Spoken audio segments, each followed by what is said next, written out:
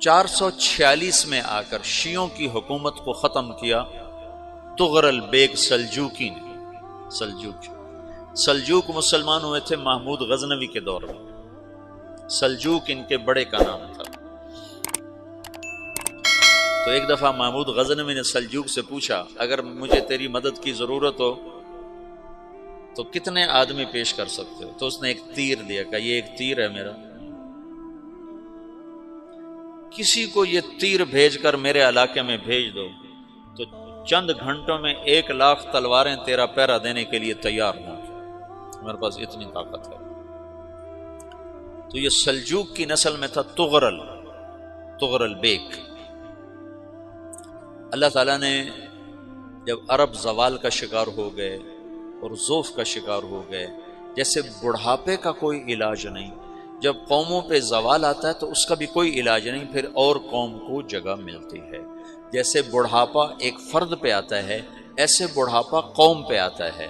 قوم کا بڑھاپا جوانی میں نہیں لوٹ سکتا، جیسے فرد کا بڑھاپا جوانی کی طرف نہیں لوٹ سکتا، قوم کا بڑھاپا جوانی کی طرف نہیں لوٹ سکتا، کوئی علاج نہیں، نئی نسل کا آنا ہی علاج ہے۔ تو عرب دھل چکے تھے، 600 سال بہت ہوتے ہیں حکومت کو، اپنی صفات گم کر چکے تھے، اب نئے خون کی ضرورت تھی۔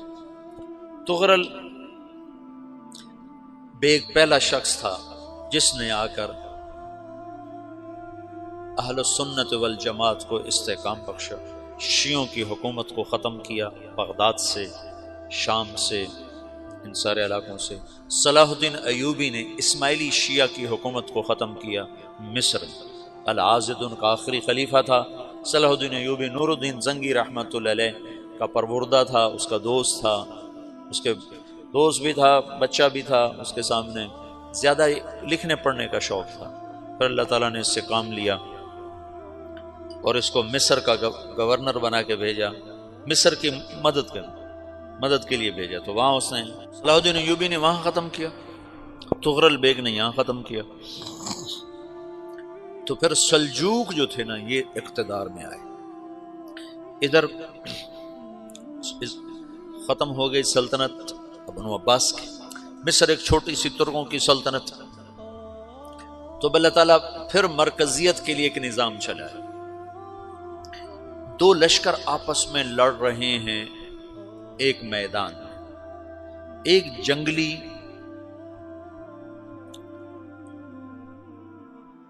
بدوؤں کا قافلہ، جنگل کے لوگ اپنے قبیلے کو لے کر، ایک جنگلی قبیلہ اپنے سردار کے ساتھ نقل مکانی کر رہا ہے ایک جگہ سے دوسری جگہ۔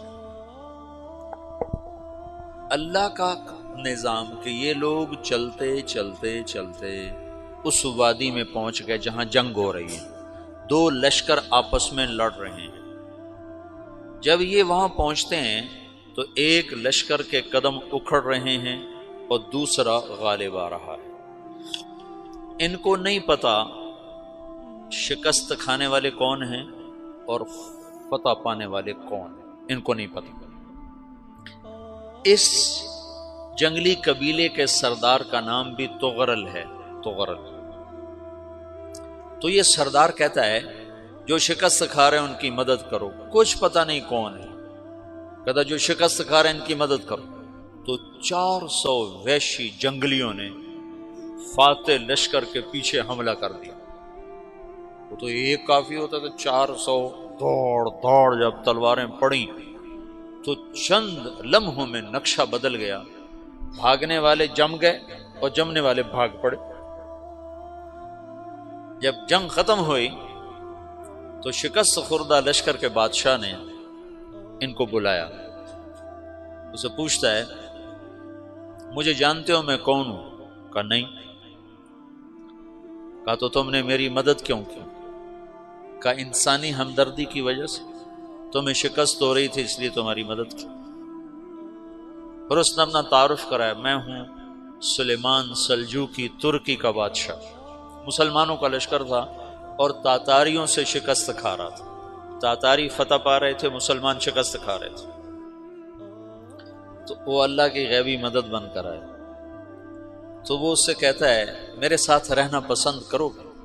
تم نے میرے اوپر احسان کیا ہے، میں اس کا بدلہ دینا چاہتا ہوں، میرے ساتھ رہنا پسند کرو گے؟ کہنے کا کر لوں گا۔ تو اس نے اس کو لے کر ترکی آیا، اور استنبول اس وقت روم کی حکومت میں تھا، اسے فتح کیا اس تغرل کے آگے چوتھے پانچویں پڑپوتے محمد فاتح نے۔ تو یہ استنبول ہے، یہ ترکی ہے، بیچ میں ایک چھوٹا سمندر ہے، یہاں ایک جاگیر ہے۔ تو سلطان سلیمان کہتا ہے یہ جاگیر تجھے وقف ہے، ادھر سے رومی مجھے تنگ کرتے ہیں حملے کر کر کے، تو میرا دفاع کرتے رہنا، یہ جاگیر تیری۔ اس جاگیر پہ اس نے اپنے قافلے کو آباد کر دیا، اپنے قبیلے کو، اور ایک چھوٹی سی حکومت بنا لی، جو ایک صوبہ سمجھو سلمان سلجوقی کا، وہ ایک چھوٹا سا صوبہ ہے۔ وہاں جب یہ رہ پڑا تو پھر یہ ایک شیخ کے بیت ہوتا ہے، وہاں شیخ طریقت ہے، ان کے یہ بیت ہونے جاتا ہے، وہ اس کو رات اپنے پاس ٹھہراتا ہے، تو ایک کمرے میں ان کو ان کا خادم ٹھہراتا ہے۔ یہ جب کمرے میں جاتا ہے تو سامنے دیوار میں طاقچے پر قرآن پڑا ہوا ہے، تو یہ تغرل بیگ کہتا ہے یہ کیا ہے، یہ کیا ہے؟ تو وہ خادم کہتا ہے یہ کتاب اللہ ہے، قرآن ہے۔ اچھا، وہ اس کو وہاں چھوڑ کے باہر چلا جاتا ہے۔ وہ دیہاتی آدمی، جنگل کا رہنے والا، پہلی دفعہ زندگی میں قرآن دیکھا، وہ کہتا ہے یہ قرآن ہے، اللہ کی کتاب ہے، میں اللہ کی کتاب کے سامنے سو جاؤں، کتنی بے ادبی ہے۔ تو اس نے ایسے قرآن اٹھایا اور سر پہ رکھ لیا اور کھڑا ہو گیا، ساری رات قرآن سر پہ رکھ کے کھڑا رہا۔ رات کے پچھلے پہر اس کو خواب آیا، کھڑے کھڑے اس نے دیکھا کہ اس کی پشت سے ایک چاند نکلا اور شیخ کی بیٹی کے سینے میں جا کے اتر گیا۔ پھر اس لڑکی کے سینے سے ایک درخت نکلا جو پھیلتے پھیلتے پھیلتے 3 بر اعظم پہ چھا گیا، افریقہ پر، یورپ پر، ایشیا پر۔ پھر اس کی آنکھ کھل گئی، وہ کھڑا ہوا ہے، تو اس نے صبح یہ خواب اپنے شیخ کو سنایا، تو انہوں نے اپنی بیٹی اس کے نکاح میں دی تھی۔ اس بیٹی سے ایک بچہ پیدا ہوا، تغرل بیگ نے اس کا نام رکھا عثمان، عثمانی ترک نام سنا ہوا، جو میں نے کل بتایا تھا کہ 1924 میں وہ خلافت ختم ہوئی۔ تو ایک بیٹا پیدا ہوا عثمان۔ عثمان نے پھر ایک نئی اسلامی حکومت کی بنیاد رکھی جو 1924 تک چلتی رہی، کوئی 800 سال یہ حکومت چلی۔ تو حکومت کا شیرازہ بکھرا لیکن پھر جڑ جاتا تھا، پر وہ قرن اول والا جوڑ کبھی نہ پیدا ہوا، ٹکڑے بن گئے۔ ان ٹکڑوں میں اللہ لوگ پیدا کرتا رہا جو دعوت دیتے رہے، دعوت زندہ رہی۔ جو تربیت کا نظام تصوف کے ساتھ تھا، اب وہ تبلیغ کے ساتھ۔ السلام علیکم ورحمۃ اللہ وبرکاتہ۔ میرے عزیزوں، بچوں، بیٹیوں، بہنوں، بھائیوں، بزرگوں، آج مجھے کہا گیا ہے کہ اللہ کے نبی سے محبت کی نشانی کیا ہے، تو میں نے 2 حدیثیں پڑھی ہیں، اس بعد میں بات کریں گے۔ ہمارے نبی محبت کے قابل کیسے نہ ہوں جن سے اللہ پیار کرتا ہے۔ والضحیٰ واللیل اذا سجا ما ودعک ربک وما قلی وللآخرۃ خیر لک من الاولی ولسوف یعطیک ربک فترضی۔ اس میں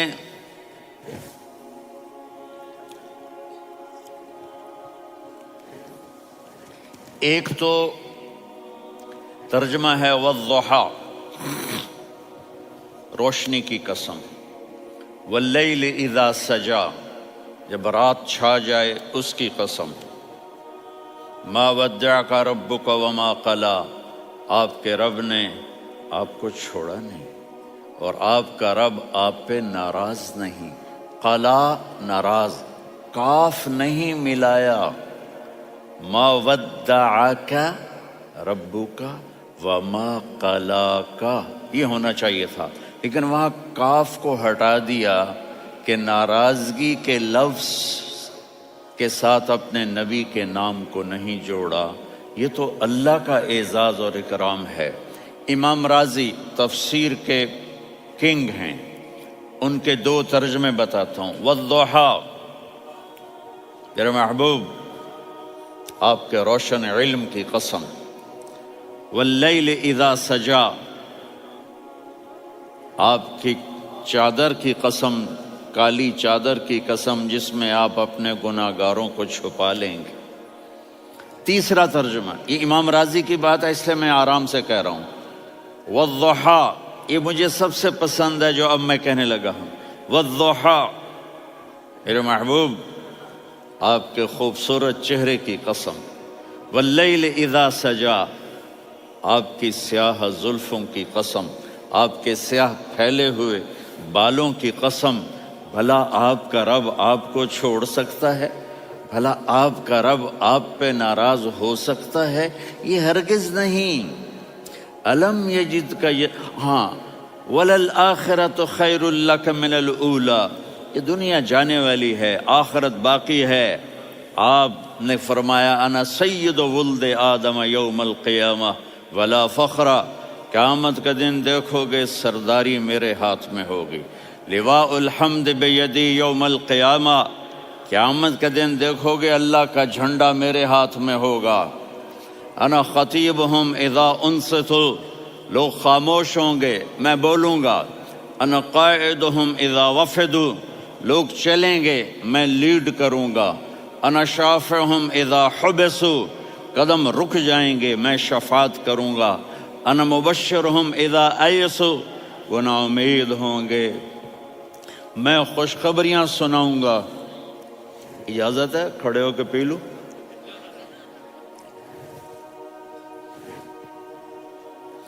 مفاتیح الجنت بیدی یوم القیامہ، جنت کی چابی قیامت کے دن میرے ہاتھ میں ہوگی. یطوف علی الف خادم کانہم لؤلؤ مکنون، میرے گرد 1000 جنت کے خدام کھڑے ہوں گے میدان محشر میں. انی و امتی علی کوم من الارض، قیامت کے دن میں اور میری امت ایک اونچے مقام پر کھڑے ہوں گے، باقی سب نیچے ہوں گے. میرے رب کہہ رہا ہوں وَلَسَوْفَ يُعْطِيكَ رَبُّكَ فَتَرْضَىٰ، یہ آیت میرے نبی کی شان میں سب سے بلند ہے کہ میرا اللہ کہہ رہا ہے میرے محبوب میں آپ کو اتنا دینے والا ہوں کہ آپ کو بھی نہیں پتا جو میں نے آپ کے لیے، آپ کی آنکھوں کی ٹھنڈک کے لیے تیار کیا ہے. آپ جانتے ہی نہیں میرے محبوب کہ آپ کا رب آپ کو کیا دینے والا ہے. اگر ہوتا نا وَلَسَوْفَ يُعْطِيكَ رَبُّكَ ثُمَّ تَرْضَىٰ، میں آپ کو دوں گا پھر آپ راضی ہو جائیں گے، بالکل مطلب اور ہو جاتا. فترضا، میں فا کا مطلب سمجھانے کے لیے قصہ سناتا ہوں. کسی کو جب اس کی سوچ سے زیادہ ملے تو وہ کیسے اس کے ایکسپریشن ہوتے ہیں.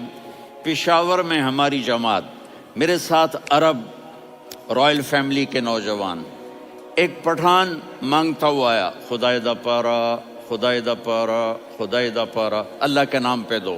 اب یہ 84 کی بات ہے.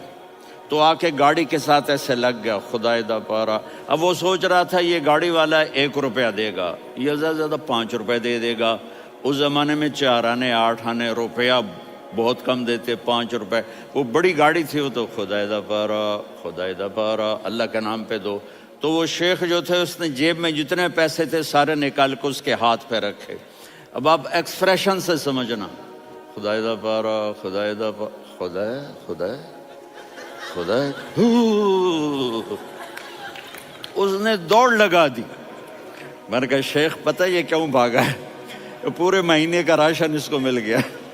اور دوسرا اس کو یہ شک ہے کہ شاید غلطی سے اتنے دے دیے باقی واپس نہ لے لے، تو وہ بھاگ گیا ہے۔ یہ ہے فا فترضا، میرے محبوب آپ کا رب آپ کو اتنا دینے والا ہے آپ سوچ بھی نہیں سکتے۔ الم یجد کا یتیم، اب پیچھے یہ صورت آئی کیوں؟ آپ پر وحی بند ہو گئی اور آپ اداس ہو گئے، اور قریش مکہ کہنے لگے ودعہ ربہ وقلا، اس کا رب اس کو چھوڑ گیا، اس پہ ناراض ہو گیا۔ غیروں کی بات بری لگتی ہے، اپنے کچھ کہہ دیں تو ایسا لگتا ہے جیسے خنجر لگ گیا۔ تو حضرت خدیجہ نے کہہ دیا یا رسول اللہ، اللہ ناراض تو نہیں؟ بس یہ سننا تھا کہ آپ کا دل مٹھی میں آ گیا۔ اور اسی وقت جبریل ہانپتے کانپتے آ گئے، والضحی، اللہ اکبر۔ دیکھو مثلا میں فوزان پہ ناراض ہو جاتا ہوں تو وہ مجھے آ کر میرے ایکسپریشن دیکھتا ہے، نہ کہتا ہے مولانا اللہ کی قسم میں آپ پہ ناراض نہیں ہوں، مولانا اللہ کی قسم آپ کو شک پڑ گیا، آپ کو یاد نہیں ہم نے آپ کو 2 سال پہلے بلایا، اس کے اگلے سال بھی بلایا، ابھی بھی بلایا، اور آپ کو اتنا پروٹوکول دیا، بھلا میں آپ پہ ناراض ہو سکتا ہوں؟ ٹھیک ہوگی بات؟ یہ فوزان سمجھ میں آ گئی بات؟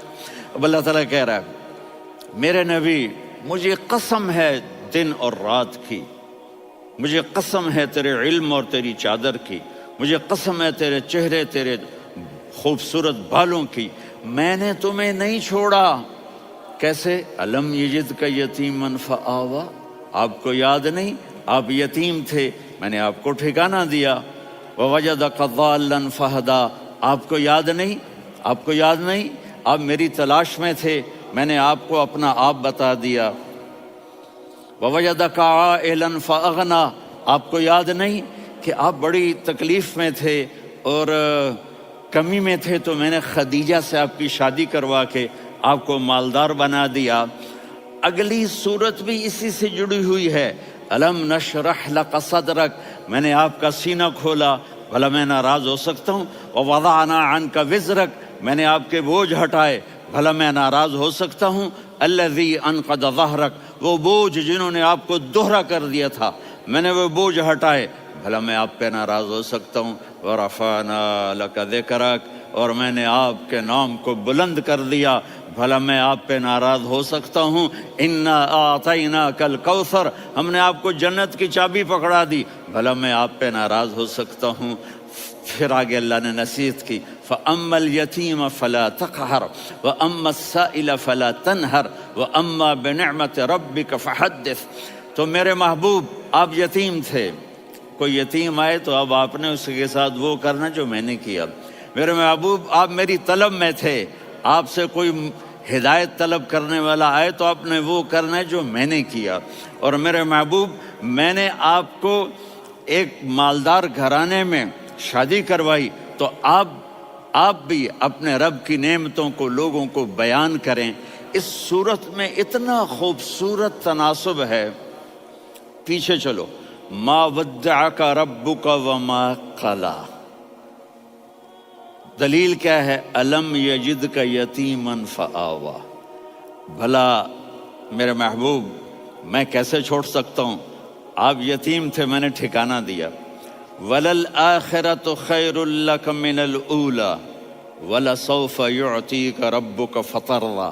تو اگلی آیت آ رہی ہے الم یجدک یتیما فآوا ووجدک ضالا فہدا وَلَلْآخِرَةُ خَيْرٌ لَكَ مِنَ الْأُولَى، اس کا اس کے ساتھ جوڑ ہے۔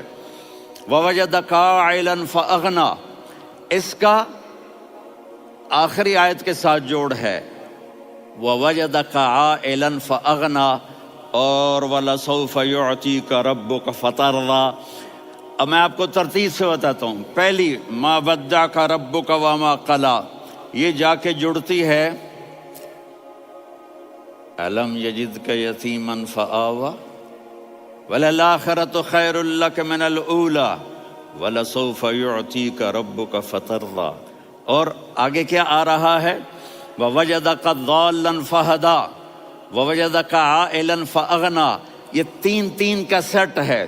ما ودعک ربک وما قلی، یہ جا کے جڑتا ہے الم یجدک یتیما فآوی وللآخرۃ خیر لک من الاولی، یہ جا کے جڑتا ہے ووجدک ضالا فہدی ولسوف یعطیک ربک فترضی، یہ جا کے جڑتا ہے ووجدک عائلا فاغنی۔ پھر اگلی تین ان اوپر والی تین سے جڑتی ہیں میرے محبوب، الم یجدک یتیما فآوی، فاللہ تعالیٰ آگے فرما رہا ہے فاما الیتیم فلا تقہر۔ سبحان اللہ، کیسے پرویا ہے میرے رب نے، کس خوبصورت انداز میں اس کو پرویا ہے۔ اس کے آگے آتا ہے کہ ووجدک ضالا فہدی، تو لکھ رہا فاما السائل فلا تنہر، میں نے آپ کو اپنی طلب میں اپنا آپ دکھایا، آپ کے پاس لوگ طلب لے کر آئیں گے تو آپ نے ان کو ڈانٹنا نہیں، ان کو ہدایت کا راستہ بتانا ہے۔ وَلَسَوْفَ يُعْطِيكَ رَبُّكَ فَتَرْضَىٰ وَأَمَّا بِنِعْمَةِ رَبِّكَ فَحَدِّثْ۔ یہ سورۃ والضحیٰ میں گم ہو جاؤں گا، مجھے تو تھوڑا آگے یہ بتانا ہے کہ میرے نبی سے محبت کیوں نہ کریں، کہ ان سے اللہ پیار کر رہا ہے، ان سے اللہ محبت۔ قرآن نے قسمیں اٹھائی ہیں، قرآن کی سب سے پہلی قسم سورہ نساء، اور قرآن کی سب سے آخری قسم والعصر ان الانسان لفی خسر۔ اور قرآن نے جتنی قسمیں اٹھائی ہیں ان میں یہ قسم سب سے خوبصورت ہے، فلا وربک، فلا وربک لا يؤمنون حتى يحكموك فيما شجر بينهم ثم لا يجدوا في انفسهم حرجا مما قضيت ويسلموا تسلیما۔ اے میرے محبوب، مجھے آپ کے رب کی قسم۔ اب تھوڑا غور فرمائیں، اللہ میرے نبی کا رب ہے، اللہ ہم سب کا رب ہے، اللہ اپنے حبیب سے فرما رہے ہیں مجھے آپ کے رب کی قسم۔ تو لگتا یوں ہے کہ قسم اٹھانے والا رب کوئی اور ہے اور رب محمد کوئی اور ہے۔ فلا وربک، مجھے آپ کے رب کی قسم۔ یہ عربی میں جب محبت کی انتہا ہو تو یوں بات کی جاتی ہے، یہ محبت کی انتہا جب اللہ پیار کرتا ہے تو ہم کیوں نہ کریں۔ میرے محبوب، مجھے آپ کے رب کی قسم، لا یؤمنون، یہ آپ ٹورانٹو والوں کو بتا دیں، حتی یحکموک فیما شجر بینہم، جب تک آپ کی غلامی میں نہیں آئیں گے، جب تک آپ کا عشق اور محبت نہیں ہوگا، میں ان کے ایمان کو قبول نہیں کروں گا۔ اس پر ایک واقعہ سناتا ہوں۔